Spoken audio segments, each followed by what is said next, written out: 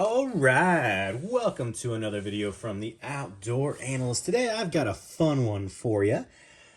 I've got, well, a comparison of two steels that I am pretty amazed about. I have always thought that CPM 154 was one of the most tough stainless steels out there. And it is pretty darn tough. It's pretty high, no doubt. But jumping into, I just got out of, maybe reviewing a little bit of Knife Steel Nerds, having some fun with this. And I realized that AEB-L, which is what this beautiful beastie's in, is a whole lot tougher, or it certainly can be with the right heat treat, than CPM 154. That is amazing. And by the way, both of these kind of like crush S35VN, S30V. They kind of dominate that steel for toughness. Now, I originally was super amazed about that, and I had originally started off with AEB-L as kind of my first experiences were not great.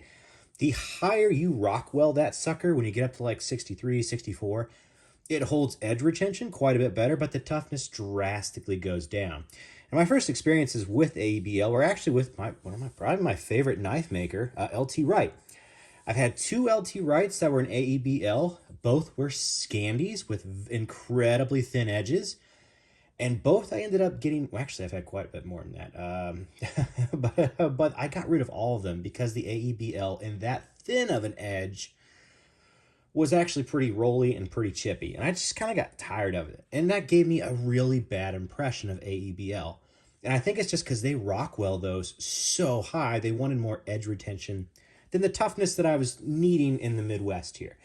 So I originally moved back to kind of CPM 154. This is a Bark River Gunny. This is a Primitive Bear Knives Minuteman. Love this knife. This is AEB-L CPM 154 here.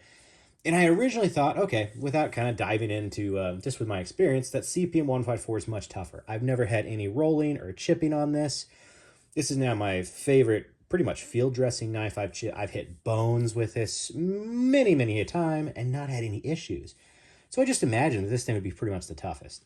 Well, lo and behold, when you really dive into the actual facts, AEB-L is almost twice as tough as CPM 154, which is in some ways mind-boggling if you just heat treat it correctly. Now, the Rockwell on it, at that point, it doesn't become like the most incredibly edge retention high steel, but then again, it's never kind of been meant for that. CPM 104 has definitely better edge retention, but when it gets down to it, here's the shocker. This is a Lon Humphrey Bridger N52-100, and however you heat treat it, AEB-L is tougher than 52-100. That, pardon, I'm still kind of fighting a new cold here. You gotta love family. That blew my mind. I did not realize how tough AEB-L could get when you rock weld a little bit lower. It is absolutely insane. Now, granted, it also has higher edge retention than 52-100 in pretty much all ways.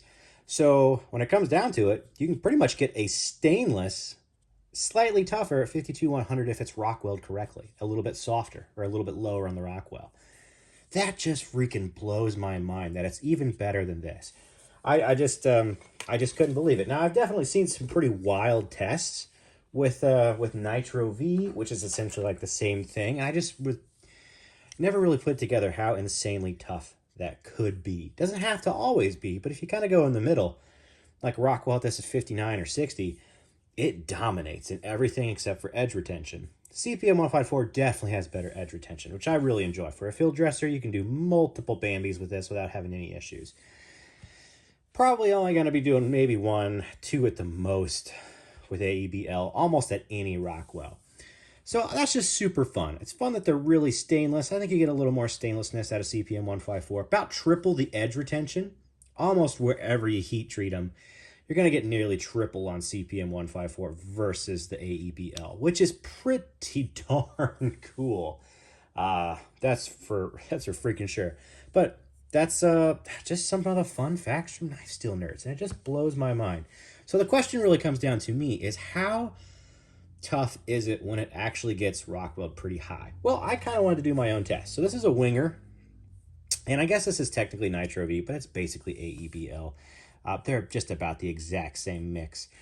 I wanted to see, I'm guessing this is Rockwell very, very high considering how small it is, going after edge retention versus really, toughness. Well, let's see. I'm just going to bring out an aluminum can here. Gotta love Zevias Part 2. Although I had one of these explode in the car the other day. Be warned, hot weather, they will blow up on you.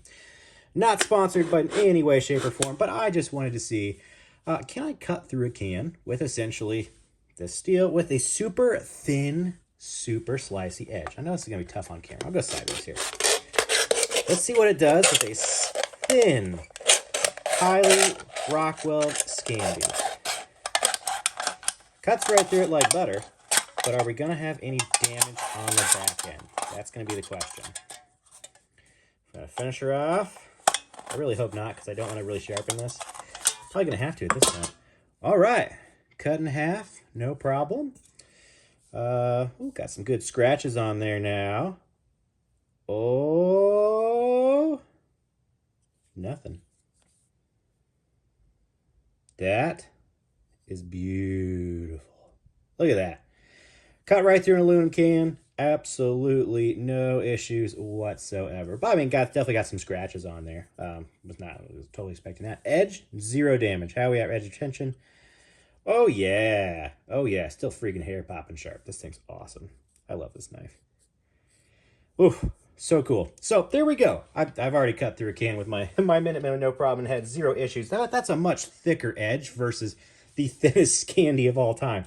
So that's just a really cool thing. Super high toughness when it comes to such a thin angle. It's just freaking amazing. Not trying to diss CPM 154. I love this steel. I just didn't realize how much tougher AEB-L really is. And with that, take that to a grain of salt. Nitro V and 14CN28. They're almost all 3 of those are the same as this. Which is super, super freaking cool. So if you want a little more edge retention, but about half the toughness, you go with CPM 154. I think that's one of the coolest stainless steels out there. If you want the toughest stainless steel, which is tougher than some of the carbon steels that are known for being tough, freaking AEB-L. As long as you get the right edge on there, and usually it's all about edge geometry. Let's get real. That's where most of this comes down to. It freaking dominates. It just absolutely dominates. I guess the question would be, is this going to get any chippy? So let's try something more fun. Let's cut another little circle in here with the CPM here. Oh, my favorite hunting knife. What am I doing to you? I love you. Sorry. Let's just see, do we have any edge retention damage with CPM 154?